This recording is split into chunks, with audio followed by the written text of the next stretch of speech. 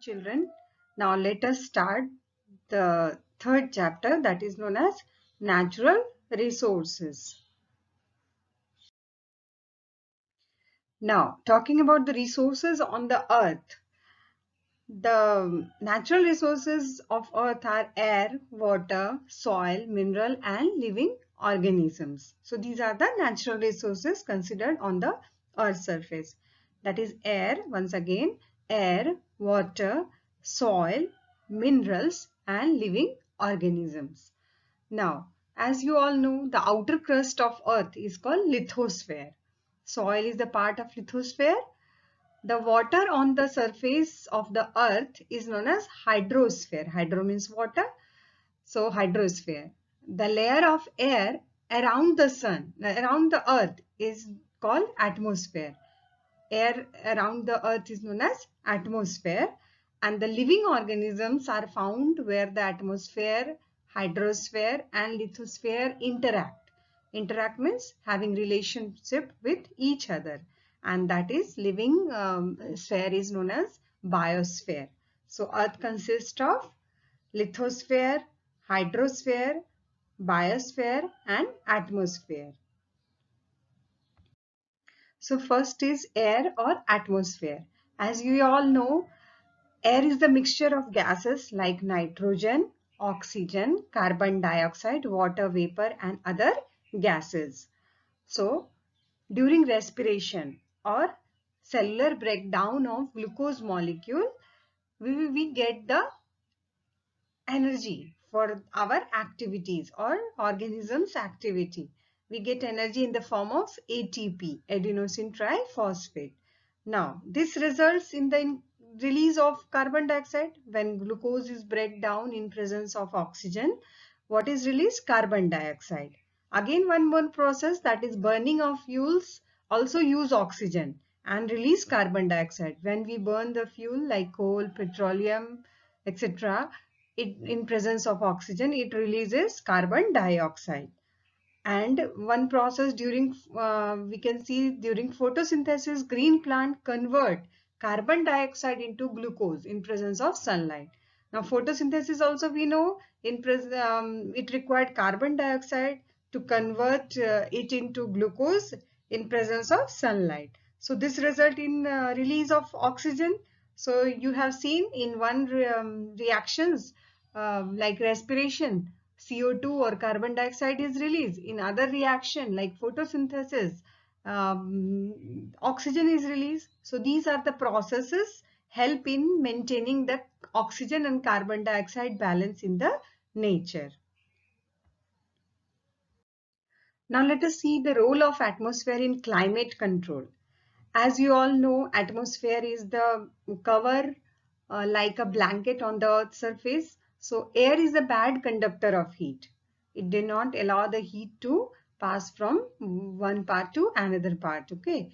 So it prevents sudden increase in temperature during the daytime. During daytime when sun is there, it reduces, means it blocks the flow of heat from sun to earth, and there and prevent the sudden increase in temperature during the day. And during the night also it do not allow the escape of heat during the night. So atmosphere keeps the average temperature of earth fairly steady during daytime and also in the night, or you can say throughout the year. So air plays an important role in climate control. Now you can see one phenomena you have studied already, land bridges and sea breezes, if you remember. So what happens? The movement of air or wind, as you know, moving air is known as wind. When the air get heated, it rises up. Anything which heats it to get lightened and it rises up and produces low pressure, and cool air moves in to take its place. This movement of air causes the wind. So during the daytime when the land get heated faster than the sea, so hot air they leave the surface of the earth and they rises up, and cool air from the sea moves towards the land, and this is known as sea bridge. And during night also the sea cools down slowly than the land. So the hot air above the sea rise up and cool air from the land moves towards the sea, and that is known as land bridges. So one interesting phenomena is the rain, or you can say water cycle. How it occurs when the water bodies are heated during the day. A large amount of water evaporates and rise up. As you all know, some of the biological process like transpiration also takes place by which water vapor or gaseous form of water is formed. So these water vapor rises and cools and condense to form tiny droplets of water. This appears as a cloud, this we know, and when these tiny droplets they join together and forms the bigger drops of water, they fall down as rain, snow or hail. So pollution, we first is the air pollution. Anything which is harmful and being added in the natural resources, they are known as pollution. So increase in the content of harmful substance in air is called air pollution. Now fossil fuels like coal, petroleum contain small amount of nitrogen and sulfur in it. Coal and petroleum, although they are made up of carbon, but contain nitrogen and sulfur. And when these fuels are burned, it releases sulfur and nitrogen in the form of their oxide, sulfur oxide and nitrogen oxide. And these oxide, when dissolved, they in the rain, they cause the acid rain. As the sulfur oxide forms the sulfuric acid and nitrogen oxide forms the nitric acid. And this sulfuric acid and nitric acid dissolve along with the rain, it falls on the earth's surface. So burning of fossil fuel also release unburned carbon particles which reduce visibility. During cold weather, along with condensed water, it forms the smog. Smog means smoke plus fog, and unburned carbon particle along with the smoke, it forms the smog. Now, regular breathing air contain these harmful substance causes different diseases like allergies, cancer, heart disease, etc. So you can see in the pic smog in Beijing, that reduces the visibility, and smog in Los Angeles. Now, the second resource on the Earth's surface is the water. Water, as we know, it is very essential or vital substance, life-giving substance. So, large amount of area of Earth's surface is covered with water. We all know 3/4 of the Earth's surface is covered with water and 1/4 is available for the land surface. So, water is also found inside the Earth, reserve or underground water, and the atmosphere as water vapor. So water in sea and oceans are saline, you know, salty water in sea and ocean. Freshwater stocks are also there, like in the form of river, lakes, pond, ice and snow at the poles, north and south pole, and mountain in the cold regions. So water is needed by living organism because all life processes and cellular activity, whatever the activity is taking inside the cell needs the water. It takes place in the water medium or liquid medium. So all organisms need water to survive. So the amount of water and other factors like temperature, nature of soil decides the diversity of species and number of individual of each species in the area. The more is the availability of water and other factor like temperature and nature of soil, more will be the diverse species found on that particular area. So we need the forest for survival of these species. So coming to water pollution. Now, anything which is harmful added in the natural resources, they are considered as water pollution. So, increase in the content of harmful substances in water is called the water pollution. It is caused by adding fertilizers, pesticides from farms, sewages from town and cities, and factories also, harmful chemicals from factories, disease-causing microorganisms, changes in the amount of oxygen dissolved in water, or changes in the temperature of the water. So these are the cause of the water pollution. Now the next resource is the soil or the lithosphere. Now formation of soil, how it takes place? Soil is formed by breakdown of large rocks on the surface large rock surface by some physical, chemical and biological processes. Like we can see the sun hits the rock during the daytime, and when this rock expands, and again in the night when rocks get contracted on while cooling. So this causes rocks to contract and relax, and it produces cracks and break into smaller pieces.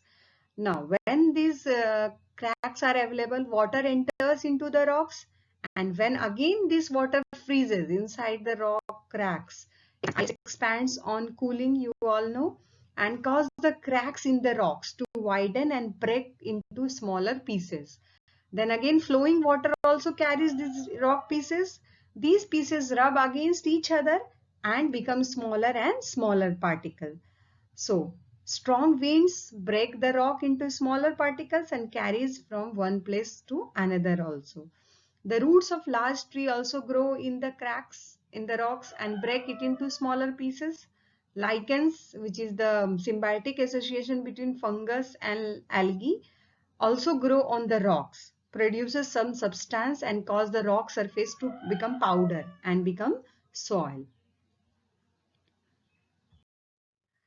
So let us see the composition of the soil, or what the soil is made up of. Soil is the mixture of rock particle, parent rock. Now decayed organisms are called humus, and living organisms, minerals, air and water are the parts of the soil. The amount of mineral, humus, air and water are the factor which decide the biodiversity in that area. Now coming to soil pollution. Now addition of any harmful substance which affects the fertility of the soil and kills the biodiversity of the organisms living in it is called soil pollution. Now soil pollution is caused by excessive use of fertilizers and pesticides. It kills the organisms like earthworm and bacteria which make the soil rich in humus. The removal of useful component and addition of other harmful substances reduces the fertility of soil and causes soil pollution. So excessive use of fertilizers, pesticides, weedicides, all this harms the soil. Now, the next process, soil erosion. Carrying away of soil from one place to another by flowing water or strong wind is known as soil pollution, and large scale deforestation also cause the soil erosion. Now, it can be reduced or prevented by vegetative cover or green cover on the soil, um, afforestation or plantation of the tree, construction of dams or bunds, terrace farmings and dams. Now, effects of flowing water on topsoil. Now, one activity is there. So, now activity, if you want, you can perform at the home. Now, to take 2 trays of the same size and fill them with soil. Okay. Now, plant mustard or green grams, in one tray, and water both the tray for few days till the first tray is covered by plant growth. The tilt both the tray at the same angle. Tilting means you have to make one certain angle. Now pour equal amount of water gently on both the tray. More the soil is carried out of the tray which do not have plant growth. So this shows that vegetative cover reduces the soil erosion. Biogeochemical cycles. Biogeochemical cycles are transfer of matter and energy between biotic and abiotic components of the atmosphere. Some of the common biogeochemical cycle is water cycle, nitrogen cycle, carbon cycle and oxygen cycle. Let us see about water cycle. When water bodies are heated during the daytime, a large amount of water evaporates and rises up. Some water vapor also get into atmosphere due to biological activities like transpiration, respiration. As the water vapor rises, it cools and condenses to form tiny droplets of water. This appears as clouds. when the tiny droplet of water join together to form bigger drop of water, they fall down as rain, snow or hail. Some of this water enters the ground and forms underground water. When water flows from the land to the sea, it carries many nutrients and minerals which are used by marine organisms. Next is water cycle. So you can see the pictorial diagram of water cycle. Next is nitrogen cycle. The nitrogen in the atmosphere is fixed into nitrogen compound in the soil by nitrogen fixing bacteria in the root nodules of leguminous plant, and also it is fixed during lightning. These nitrogen compounds are taken by the plants and it is used to make the proteins of the plant. When animal eats the plant, they also get this protein, and when plant and animal die, bacteria convert protein into again nitrogen compound like nitrites and nitrates. Other bacteria also convert these nitrogen compound back to nitrogen in the atmosphere. So nitrogen is essential component of biological molecules like protein, nucleic acid and some of the vitamins. This is nitrogen cycle. Nitrogen in the atmosphere is fixed. Then it is consumed by plant, then animals, and then it is decomposed into ammonia, nitrites and nitrates. The process is known as nitrification and denitrification. Carbon cycle. Carbon is present in the form of carbon dioxide. It is used by plant to prepare the food or glucose by process of photosynthesis. Now this carbohydrate or glucose provide energy and it is converted into other organic compound. When animal eats, it enters into the animal body.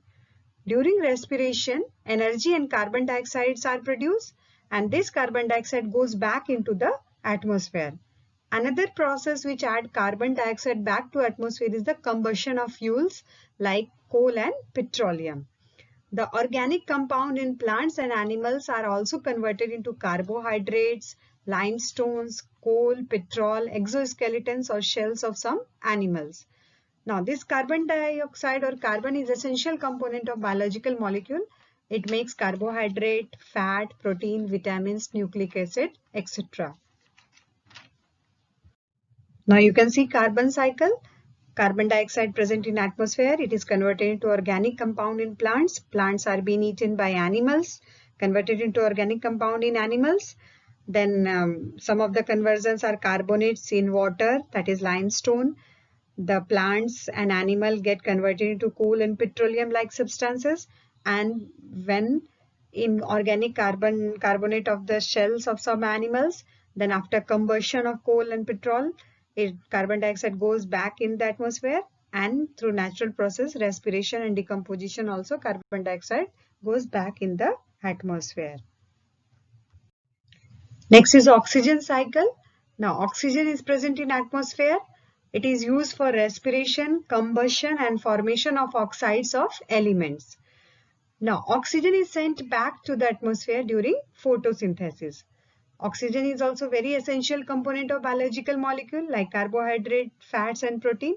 So how it enters into atmosphere? Now atmospheric oxygen O2, it is present, and animals and plants used it for respiration process. Then it is converted into the form of carbon dioxide after respiration and also in water, and after this it is used during the process of photosynthesis, carbon dioxide and water, and then it converts into organic molecules of glucose, that is C6H12O6, and then as a byproduct of photosynthesis it is released again in the atmosphere. Infrared rays from the sun causes heat on the earth. Now gases like carbon dioxide, methane, chlorofluorocarbon trap the heat radiated by the earth and prevent the escape of the heat from the earth.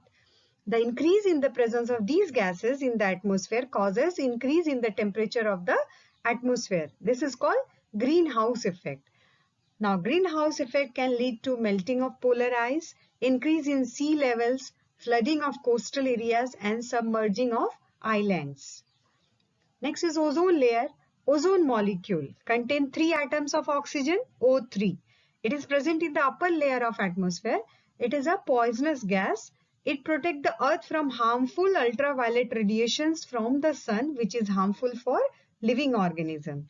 The ozone layer is being damaged by carbon compounds like chlorofluorocarbons. To prevent the damage of the ozone layer, the use of chlorofluorocarbons is being reduced. Now this is the ozone layer present below stratosphere. It prevents the ultraviolet ray which enters to the Earth's surface, and due to excessive use of chlorofluorocarbons and other gases, it is found in Antarctica, the ozone hole.